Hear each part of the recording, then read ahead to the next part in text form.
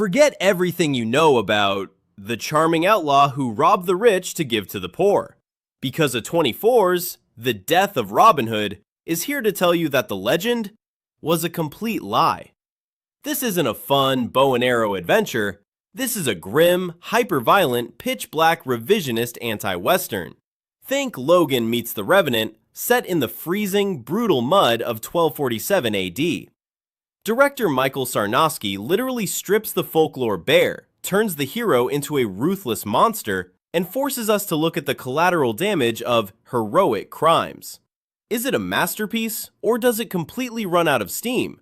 Let's talk. So here's the setup. Hugh Jackman plays an aged, broken, and profoundly cynical Robin Hood. He isn't hiding out with a merry band of thieves. He is living in frozen isolation, waiting to die, haunted by the sheer body count of his past life. He flat out admits it. He didn't steal out of the goodness of his heart. He robbed, maimed, and murdered real people. The plot kicks off when an equally grizzled Little John, played wonderfully by a very grumbly Bill Skarsgård, shows up begging for help because his family's been attacked. Robin begrudgingly picks up his bow, but not to save the day. He does it because he secretly hopes this battle will finally kill him. The first 30 minutes of this movie? Absolutely insane. The action is raw, visceral, and genuinely shocking. There is a specific scene with his legendary archery skills that will make your jaw drop, showing the absolute horror of what an arrow actually does to a human body.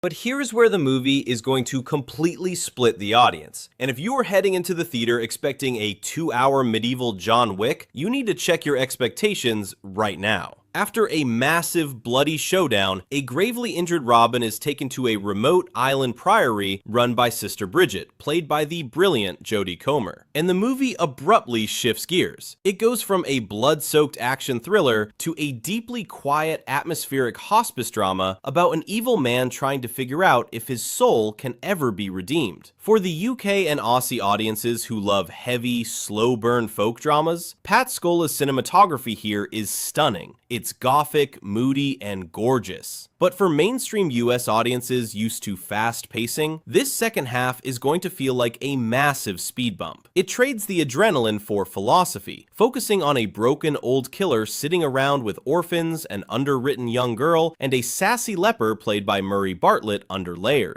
What saves this film from completely sinking into its own self-serious mud is Hugh Jackman. This is easily his grittiest, most fascinating performance since Logan. He plays Robin not as a hero, but as a terrifying force of nature who is profoundly disgusted by his own myth. He and Jodie Comer have a quiet, magnetic dynamic that keeps you anchored even when the pacing plods along. Ultimately, The Death of Robin Hood isn't trying to reinvent the hero, it's trying to execute him. It's beautiful, it's deeply uncomfortable, and it's unashamedly bleak. If you love dark, character-driven A24 dramas that deconstruct mythology, this is a must-watch. But if you want a high-flying action epic, you might find this legend a bit too dead on arrival. Drop a comment below. Are you team grizzled Hugh Jackman, or are you tired of the grimdark trend? Smash that subscribe button, and I'll see you at the next review.